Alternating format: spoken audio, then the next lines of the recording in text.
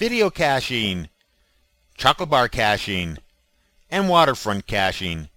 All aboard Icenrye's Geocaching Videozine.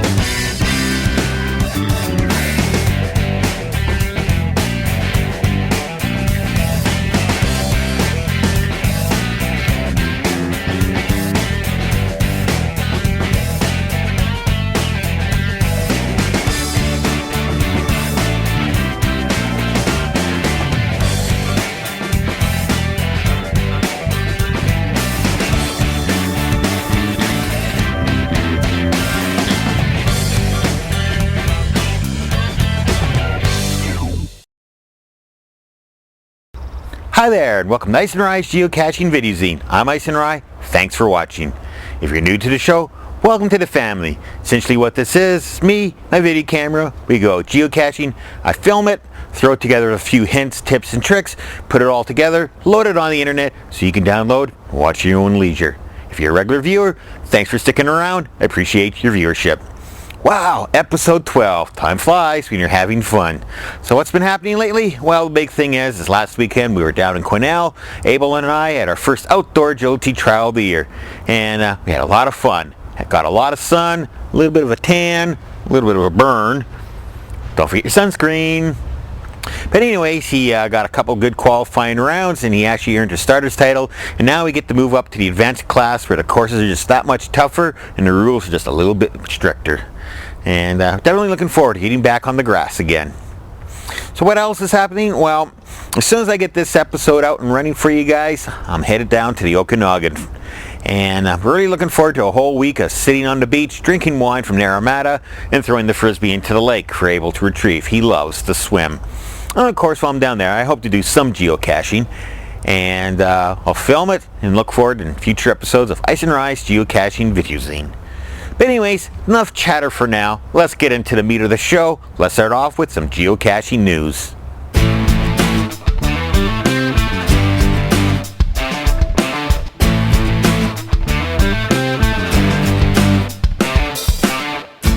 In geocaching news, our first article comes from the Toronto Sun.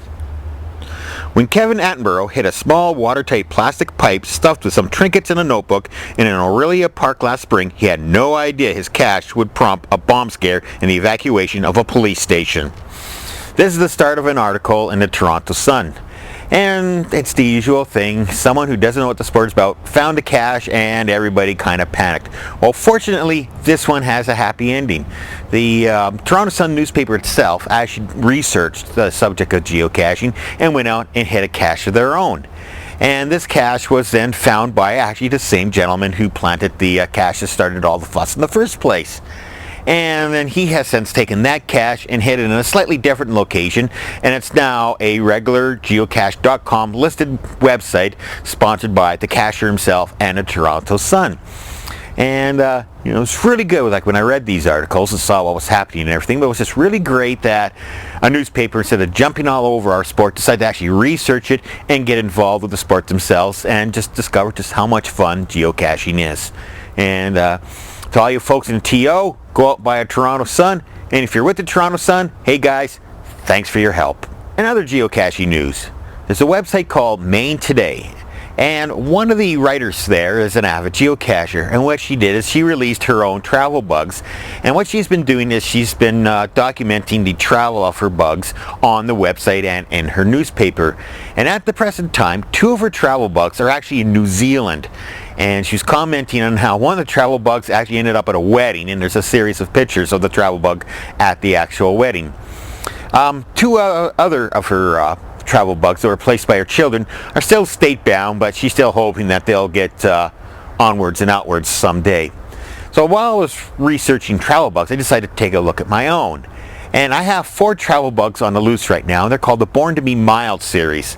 And they're all motorcycle travel bugs, and their main destination is to travel to a famous racetrack, and the two that I list are Laguna Seca in Northern California and Daytona International Speedway, which is in South Florida.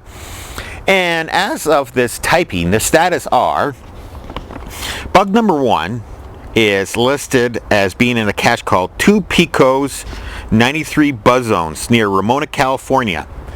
And interesting about this is the cache hasn't been logged since December 17th.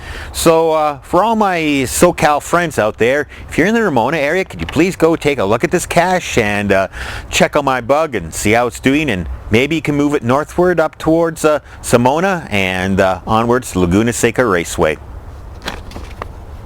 Travel bug number 2 is at a cache called Step On in Miami, Florida, and its last log date was March 23rd. And it seems to be doing fairly well. It's at least it's in South Florida. It has to travel just a little bit north now to make it to Daytona, but it's been traveling around quite a bit too. I think that one just spent some time in Texas not too long ago, and it's racking up the miles. The king of mileage, however, is Born to be Mild number 3, which is currently in the hands of a geocacher named Gatorman83.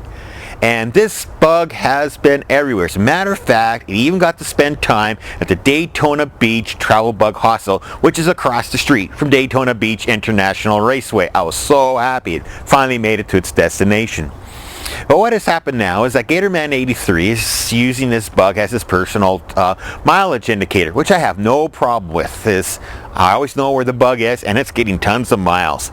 And he's logged quite a few trips up and down the eastern seaboard of the U.S. And the bug's been from Florida up to Washington, D.C. many times, and it's definitely getting lots of miles on. And its last log entries have actually been in the state of Texas. I've found out that my travel bug made it to Geo Woodstock, and I was so happy to see it. I couldn't make it there myself, but one of my travel bugs made it, and that's really good to hear. So anyways, just wanted to give you guys some quick travel bug updates, and that's it for the news section. So let's get on with the Frappr map shoutouts.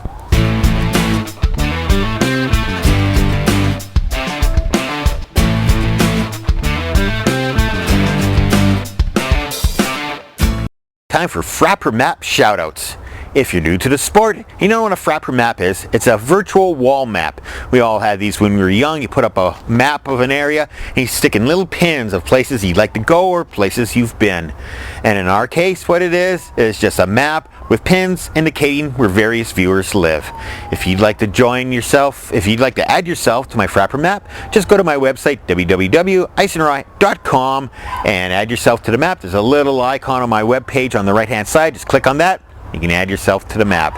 And to get a shout out, all I ask is that you upload a picture of yourself. I'd like to know A, where you are, and B, what you look like.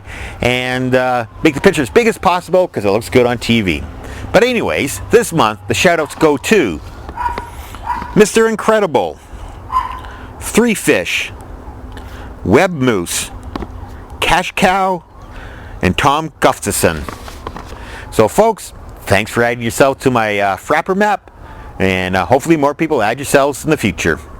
So anyways, that's it for Frappr map shoutouts. Let's get on with viewers mail.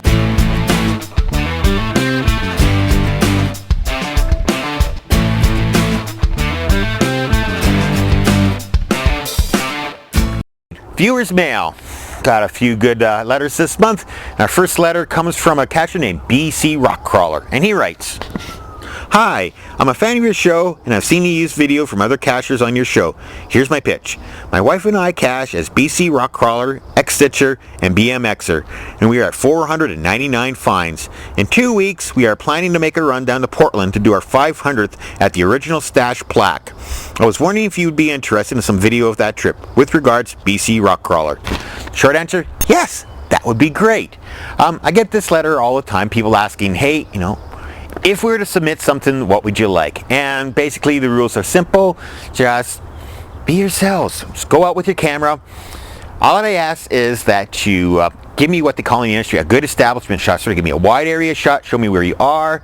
If There are signs. If you're at a historical area, then I also wouldn't mind some detailed shots showing me signs, describing what the area is, or if you're at a garden, show me some flowers. From there, just film yourself being yourselves. One of my favorite parts of the Pablo Mac video that you saw a couple episodes ago is when the kids are just going along, having a wonderful time, and they stop and there's a slug on the ground, and they stop down to play with the slug. And that is so great. It's just people being people. And that's it. That's all I eventually ask for. So if you have any footage like that and you'd like to submit it to your story, just email me at geoicenrye@icenrye.com and I'll give you a few more details because there's other stuff we have to worry about such as formatting and such. But as for the creativity, just go out there, film whatever, have fun with it because that's how I do it. So next, I hear from a pair of new viewers. One is called Laser Viking and the other gentleman is called Alex Miller. And Laser Viking writes, "Hey, just wanted to say I recently started watching your Videozine and I love it. I've been waiting for someone to do something like this. Watching episode 11 right now." And then Alex Miller follows up with, "Hello, I really enjoy watching your podcast. Right now I'm downloading episode 11 onto my iPod for viewing. I just visited the website for the first time. Keep on podcasting. Alex Miller."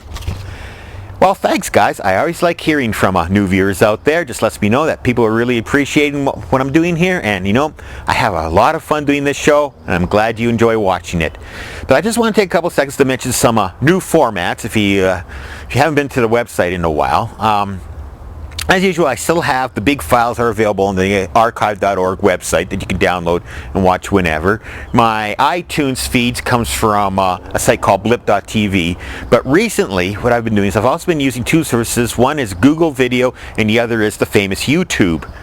And what I like about those is that it offers the video as in streaming format and allows people to embed it into their websites. So if you notice now when you go to my homepage of Icenrye.com that the microzines will actually embed them on the front page. So you don't have to go anywhere, so you can just click play and it'll stream right along into your computer. And I'm finding a lot more people are actually watching the show that way. The downloads are down a bit, but the viewership is up. The streaming videos are being watched quite a lot, and again, it's good to see that people are enjoying these formats. So I just wanted to mention that there are other formats out there. So if you're, I know a lot of people have been fans of the archive.org website lately. It's been a little cranky because it's getting hammered on a lot. And so when a new episode comes out, you can actually watch it in streaming video and then go back later and get a good downloaded version. So anyways, that about wraps it up for Viewers Mail. Now, let's get on with the meat and potatoes of the show. Let's see some caching stuff. So a few weeks ago, I received two very interesting emails. One was from a gentleman named Lounging at Walden, and he writes, "Hey Icenrye, saw your geocache videos on youtube.com. Cool work. Love the idea of promoting geocaching through the internet. Once I saw that it's easy to embed YouTube videos into web pages, I did a little experiment and came up with a geocache video puzzle. Trying to spread the word about my cache page and hoping that others will use the technology and make their cache pages more exciting, which will ultimately make the cache experience more exciting. Keep up the good work. Cache on."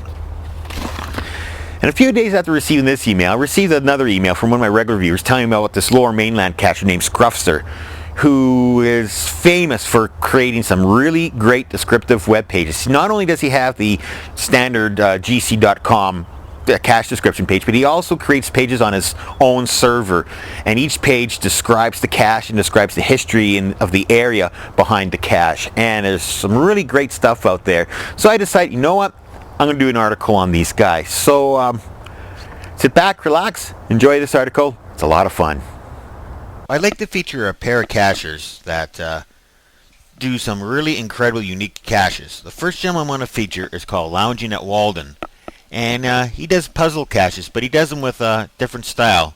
He uses video to give the clues, and two of his puzzle caches, one of which is called Any Gun Can Play, and it looks like a typical cache, except of course the cache is not at the listed coordinates, and it's a puzzle. And this one's based on a spaghetti western. You come along, there's a poster giving you the main characters, a little bit of information. Well, what's really neat is the cache description page includes an embedded video. Let's play the video for a bit.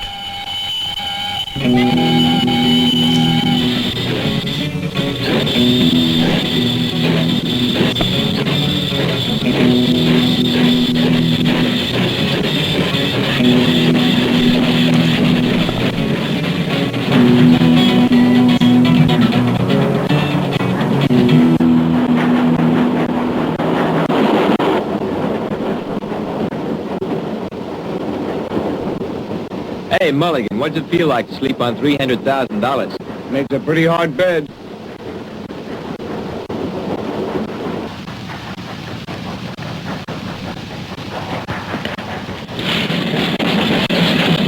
$300,000 is a lot of money, Captain. I hope you're aware of my... So anyways, the video is about 5 minutes long. You watch it, and it gives you clues. You throw all the clues together, and you go and find the cache. It's rather interesting. I've watched the video a couple times. I don't have the slightest clue, but I never was one for puzzles. It has another one. It's also called Beagle 2 Has Landed. And again, it's the same thing, where there's an embedded video to give you the hints. Let's take a quick peek.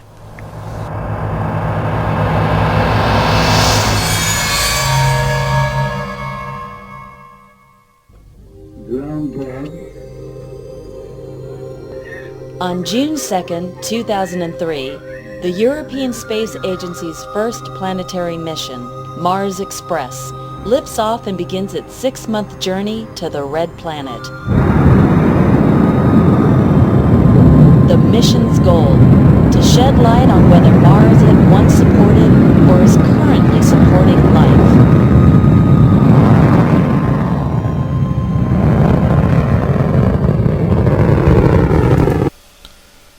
So, rather interesting. If you ever in the neighborhood, I mean, you don't actually have to live there to, well, you do have to be able to live there to find the cache, but check it out. Beagle 2 Has Landed, and any gun can play. A couple of really good puzzle caches by Lounging at Walden. And if you figure out what the coordinates are, email them to me. Whatever. Anyways, another gentleman I want to feature is a Lower Mainlander called Scruffster. And he's actually quite famous for some of his cache hides. Now, what's unique about his caches is that he creates a individual web page for a lot of his caches. For example, he has one here. It's called the 5-Cent Chocolate War. And it goes on, and it's a brief explanation on what the cache is all about. But what he's done is he's actually created a web page, his own personal web page dedicated to that particular cache. And what's really neat is these pages go and they tell stories about the history of the area and the history of the cache area. And they're rather quite informative. Now this one here is simply a series of pictures of chocolate bars, and you have to match the numbers with the brand names to figure out what the coordinates are. Now for those of you who are not in Canada, we have a unique candy here called Smarties. And basically they're similar to M&Ms in the rest of the planet, but sort of a Canadian-only candy, and they're actually featured in this cache. Well, I'm not going to tell you which ones they are. Anyways, some of the other caches he has, it's called Toon Tunes. And again, simple explanation on the cache page, but again, it has a major support page. Going through here and talking about the history of animation and other great stuff. Now recently I received a couple emails about a cache of his called Burnaby History Tour Tickets Please. And what this cache does is it takes you on a tour of the Burnaby Railroad system. And again, what this one did is it takes you to various stations located along the old route. And as usual, he's also done a whole series of pages based on this one cache, going through and giving you a whole history of the area. And it's really, really informative. As a matter of fact, we have a map here showing the entire line, the different stations, and various historical landmarks.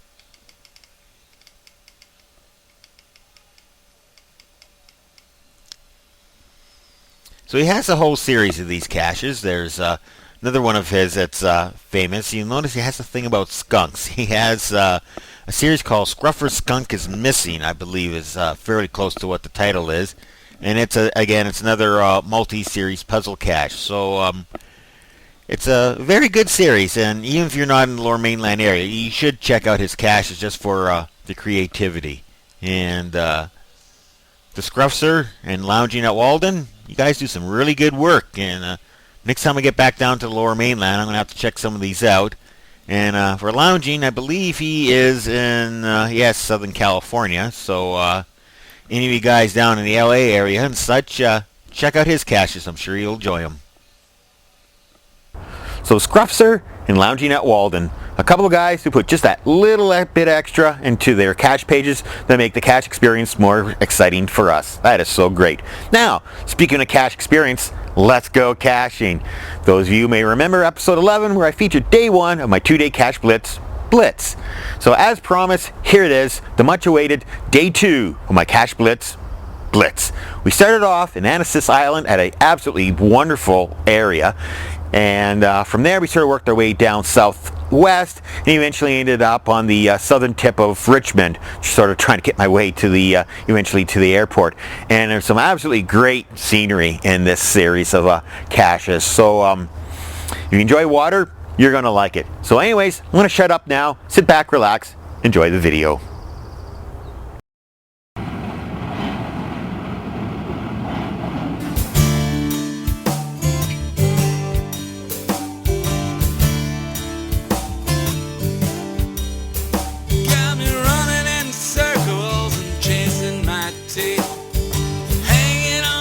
I'm now located on Anasis Island in South New Westminster, almost bordering on Richmond, and this whole area used to be all big-time industrial, a lot of shipbuilding, a lot of old-school industrial stuff, and it's being reclaimed. It's being turned into a residential area, and I'm actually standing on an absolutely wonderful boardwalk here, and a nice view of the river and gorgeous housing behind me, and so far it's really looking nice. Looks like it's going to be a gorgeous area when it's done. But anyways, why am I here? Come on, you're watching the show, you know what I'm all about. And so from where I am, about 300 meters away, is a cache that was originally done by a gentleman named Dog Breath Canada. And it's since been taken over by a group calling themselves Team Muppets. And they renamed it to the cache formerly known as, and the cache was formerly known as Lulu's Island. And it's a little micro, so we're going to have to be a little stealthy, but a beautiful area here. Nice place to spend a nice quiet, slightly damp, but still decent day morning. So GPS is running and we're off.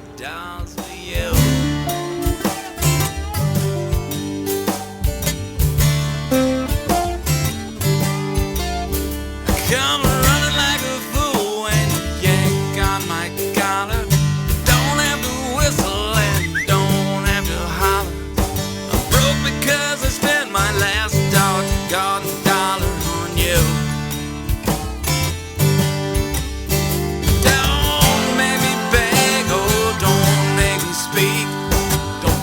Well, another success. Actually, where the cache location is takes you sort of to an end of a trail, but looks like they're expanding it, and they got some new decking here going underneath some railroad tracks, and looks like it's going to be a really nice area by the time it's done. So, Dog Breath and Team Muppets, you guys did a great job. Nice location. Oh yeah, I found the cache, but I'm not going to show you where it is. I'm not going to give you hints. But Anasis Island, Lulu's Island, the cache formerly known as. Check it out when you're in the area. So in the Queensborough area of New West, there's a cache called Riverbend's Bench by Team Muppet, and we just found it. It's about 3 feet behind me. I'm not going to show it to you, but nice little hide. It's a peanut butter jar. So when I read that in the description, I kind of had flashbacks to the craft cache, but unlike that one, this one I found first time too. So starting to rain a bit, but we're going to keep on keeping on. So we're going to hit the road and see what comes up next.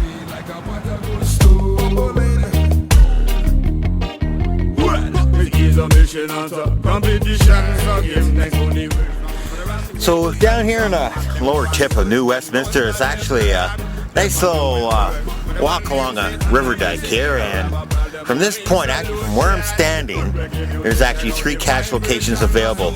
I'm fairly close to one. It's called the Team Muppets Great Horse Race, and it's basically, it started off as a travel bug exchange, and it's now just a regular cache. Behind me on the island, right about where that power pole is, you can see it in the picture there, there's a cache called Y by Gorak, and behind me off, actually slightly down to my right, is another cache called Shockinaw, and we're actually headed that way now. We've found the horse race cache, and now we're going to go check out Shockinaw, so we'll let you know how things go.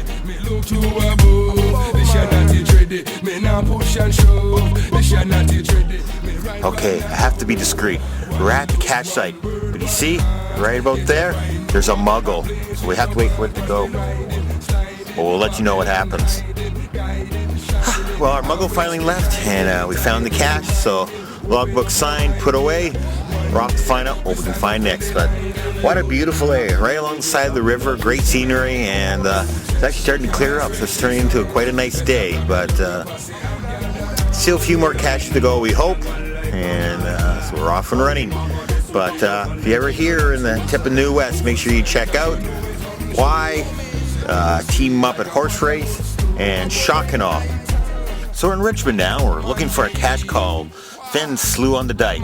And when it's here, it's an old little, used to be a little fishing village, and there's a bit of a story behind it. And as you park on the side of the road, there's a guide sign up there and gives you a little bit of information on what's going on. And as you can see, it's basically a canal area with the houses where you pull the fishing boats right up to the house. Unfortunately, the water goes out, well, the boats tend to sink. It's a little messy. But anyways, sure enough, there's a cache nearby. Here's about 600 meters from where we are, so we got a bit of a walk to go. So let's get going. You can mess with this on the west side, the west side, we're riding, the west side, the west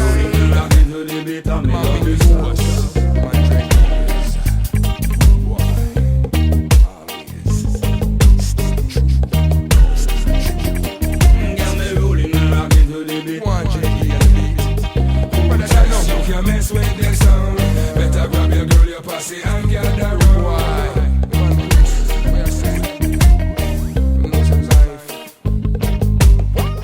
Well, the short hike brings us to this beautiful spot here, and the cache itself was a fairly easy find. It's actually sitting just below me, and it was definitely worth the walk in. This is an amazing place, and again, it's another one of these places I would have never discovered if it hadn't been for the sport of geocaching. So basically going to wrap it up. This is the last cache for this tour of my Lower Mainland, but don't worry, I'll always be back. There's thousands of caches around here, and I don't think they're going to be running out soon. So he's a little too shy to show up on camera, but my good friend TJ Guy's just hiding off, and I got to thank him for being my tour guide for this weekend. And if you're ever in the Lower Mainland, check out some of his caches. He's got some good ones. So we're going to about wrap that up for the caching, and we'll talk to you guys a little later. So that 2-day Cache Blitz was a ton of fun, and I'm really looking forward to doing it again. And as a matter of fact, in future episodes, I have some other footage that I shot on another trip down to the Lower Mainland. Now, speaking of future episodes, next is episode 13, Lucky 13. And I'm essentially going to give my camera the month off. So episode 13 is basically going to be the first ever viewer contribution show. And I have a couple articles that have been sent to me, and I really like them, so I'll be featuring them in the next episode. One is a slideshow, and the other is some Sinto footage from the St. Louis area. And some really great footage. It's quite comical, just geocachers out there being themselves and having a lot of fun and contributing to the environment a little bit. So look forward to that in episode 13. So just before I sign off, one quick note is I'd really like to thank everybody for all their kind words regarding the loss of Rye. It's left a big hole in my life, but I'm carrying on, and things are doing okay. But it was really nice to receive all those letters from you, the geocaching community. And again, I thank you and really appreciate all your thoughts. And we'll just have to see how things go in the future. But in the meantime, and in between time, that's it. Another episode of Icenrye's Geocaching Videozine. So until next time, cache on.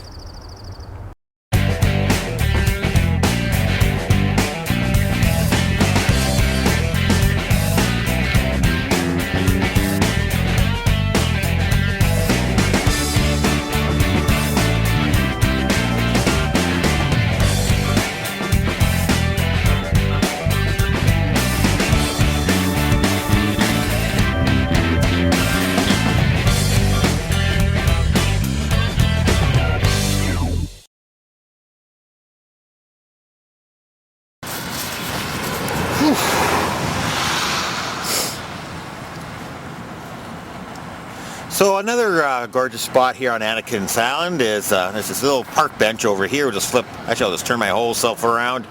You'll see that nice little park bench there. And well, that looked lame. Okay. Okay, so I'm just testing this out because, well, it is windy as heck here. So I don't know what this is going to sound like sound-wise, so I'll just stand here and babble on and do my whole shtick and, you know. Tony, ask the cashier, what's your favorite kind of cache? The answer to that, my friend, is the kind of cache that I find before you. I look forward to logging you soon. So that's sort of my Ask a Ninja knockoff there. Okay, let's go see how this sounds in the van. Bye.